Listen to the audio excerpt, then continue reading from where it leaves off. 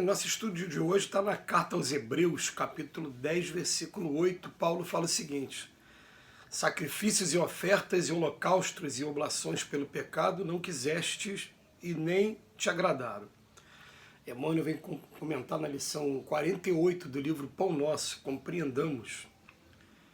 O mundo antigo não compreendia as relações com o Altíssimo senão através de suntuosas oferendas e pesados holocaustos. Certos povos primitivos atingiram o requintado da extravagância religiosa, conduzindo sangue humano aos altares. Tais manifestações infelizes vão se atenuando no cadinho dos séculos. No entanto, ainda hoje se verificam lastimáveis pruridos de excentricidade nos votos dessa natureza. O cristianismo operou completa renovação no entendimento das verdades divinas. Contudo, ainda em suas fileiras costumam surgir absurdas promessas que apenas favorecem a intromissão da ignorância e do vício. A mais elevada concepção de Deus que podemos abrigar no santuário do Espírito é aquela que Jesus nos apresentou, indo revelando Pai amoroso e justo à espera dos nossos testemunhos de compreensão e de amor. Na própria crosta da terra, qualquer chefe de família consciencioso e reto não deseja os filhos em constante movimentação de ofertas inúteis, no propósito de arrefecer-lhe a vigilância afetuosa. Se tais iniciativas não agradam aos progenitores humanos caprichosos e falíveis, como atribuir semelhante falha ao Todo-Poderoso, Todo-Misericordioso, no pressuposto de conquistar a benemerência celeste? É indispensável trabalhar contra o criminoso engano. A felicidade real somente é possível no lar cristão do mundo, quando seus componentes cumprem as obrigações que lhe competem, ainda mesmo ao preço de heróicas decisões. Com o nosso Pai Celestial, o programa não é diferente, porque o Senhor Supremo não nos pede sacrifícios e lágrimas, em si, ânimo sereno para aceitar-lhe a vontade sublime, colocando-a em prática. Bem, o estudo de hoje começa falando de sacrifícios e ofertas, e o Emmanuel começa fazendo o comentário que o mundo antigo não compreendia essas relações com Deus. Então, durante algum tempo se fez sacrifícios de animais, e assim como acredita-se que aqui na Terra, quanto mais a gente gosta de uma pessoa, mais caro é o presente que a gente compra para ela. Normalmente é assim. E o que acontece? Daqui a pouco começou a se oferecer até sacrifício humano também a Deus. E a ideia era essa, acreditava que quanto maior o bem, maior era o presente. A ideia era essa. E ele começa dizendo aqui, ó, o cristianismo operou uma completa renovação no entendimento dessas verdades, porque Jesus, já sabendo desse problema nosso, ele falou: gente, a partir de agora, ao invés de oferecer animais, oferecer vida humana, né, faz o seguinte: tiver que lembrar de mim, tem aquela simbologia que até hoje é utilizada nas igrejas por aí, ó.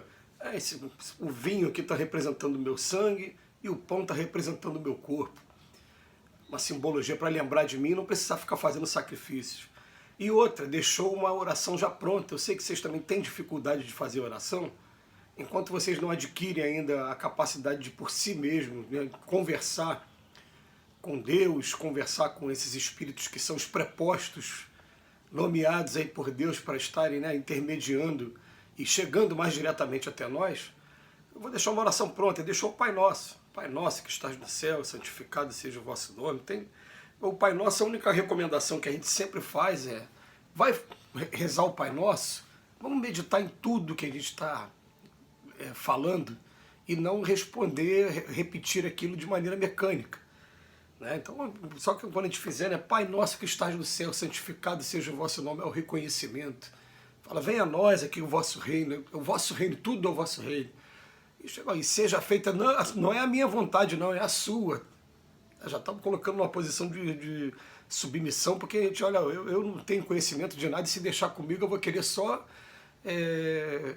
aquilo que diz respeito aos meus interesses mais imediatistas. O Senhor sabe de todas as necessidades.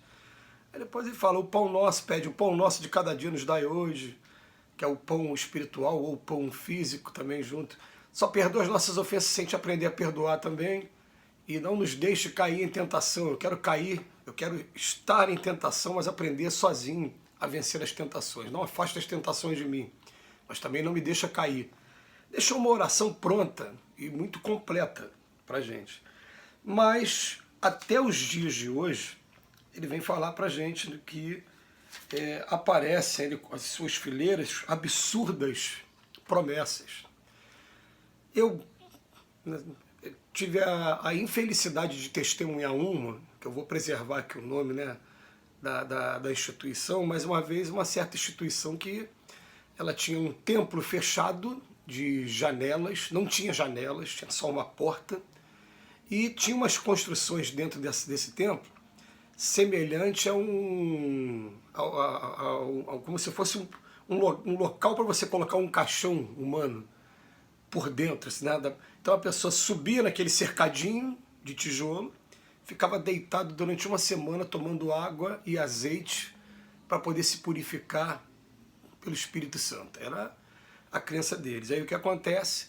Colocaram a criança não resistiu, morreu, e o fanatismo chegou a tal ponto que aqueles representantes daquela instituição foram até a delegacia local pedir autorização para enterrar, né, informar que aquela criança morreu. Aí deu um problema judicial muito grande ali.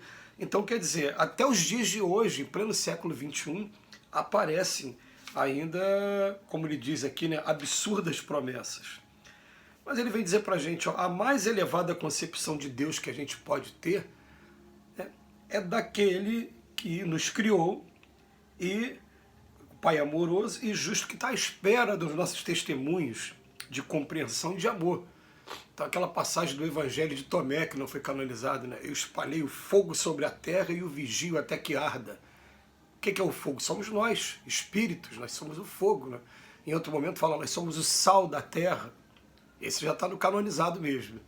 Mas quando eu parei para ver, assim, tem uma pergunta do Livro dos Espíritos que fala, vem cá, o espírito se parece com o quê? Um clarão, uma chama, uma centelha etérea. Aí eu pego lá o Evangelho de Tomé, eu espalhei esse fogo, esse clarão, essa centelha pela terra e o vigio até que arda. O que é isso? É o Pai esperando que a gente dê os nossos próprios testemunhos de compreensão e de amor. E fala aqui pra gente, olha só, se aqui na Terra a gente, enquanto pais, hoje, no Dia dos Pais, essa gravação está sendo feita hoje no Dia dos Pais, segundo domingo de agosto, se a gente deseja o melhor para os nossos filhos, a gente não quer ver os nossos filhos perdendo tempo, imagina o pai, que é o exemplo maior de amor. Ele está o tempo todo criando oportunidades para a gente, para que a gente possa abrir os olhos, para que a gente possa acordar, principalmente para a vida espiritual, e a gente possa se desenvolver, a gente possa progredir. Tudo o que está acontecendo nesse mundo, o emprego material, o nosso trabalho profissional, a nossa família, tudo está servindo para proporcionar oportunidades de evolução para o espírito que somos nós. Então ele bota aqui para a gente, ó, é indispensável trabalhar contra o criminoso engano de achar que Deus ele vai exigir essas coisas todas da gente. Ele é simplesmente um pai que criou cada um de nós e que vela por nós o tempo todo. Por isso que se fala que é misericórdia o tempo todo, é perdão o tempo todo. Quem sabe, todo mundo que saiu do simples e ignorante, um dia nós vamos nos formar, e um dia, quando a gente tiver espírito formado, a gente não vai ter mais essa brecha para esses erros que a gente tem, muito comum aqui nesse planeta que a gente vive. Então ele bota aqui pra gente, a felicidade real somente é possível no lar cristão do mundo quando seus componentes cumprem as obrigações que lhe competem, ainda que seja ao preço de heróicas decisões. Porque com o nosso Pai Celestial o programa não é diferente, porque o Senhor Supremo não nos pede sacrifícios e lágrimas, e sim ânimo sereno para aceitar-lhe a vontade sublime, colocando-a em prática. Acho que o desafio nosso é primeiro, né, a gente compreender quem nós somos, o que nós somos, de onde viemos, o que estamos fazendo aqui, para onde vamos depois. Depois que a gente começa a compreender isso, a gente descobrir a cada dia, interrogando a nossa consciência, interrogando a Jesus, interrogando a Deus, qual é o meu papel, o que eu devo fazer aqui. E a gente fatalmente vai chegar à conclusão, peraí, cada um tem um número X de responsabilidades. Cumpramos com nossas responsabilidades como pai, como mãe, como filho, como membro de uma família, como profissional, como membro religioso, como cidadão, cumpramos nossas obrigações e estaremos buscando, atendendo esse nosso Deus, sem precisar fazer sacrifícios nem oferendas de qualquer tipo. Que Jesus nos abençoe hoje e sempre.